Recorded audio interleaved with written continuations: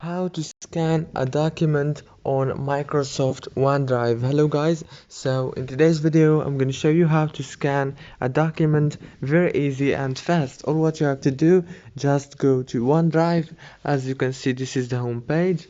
Now all what you have to do is go to the top right here and click on the plus icon.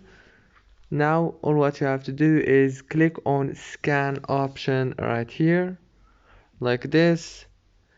Now as you can see, it will take you to this page. Now you can capture and scan document very easy and fast.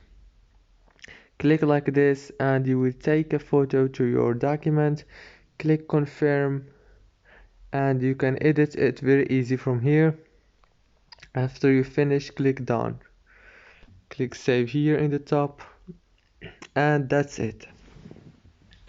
Don't forget to like and subscribe, and thank you so much for watching until the end.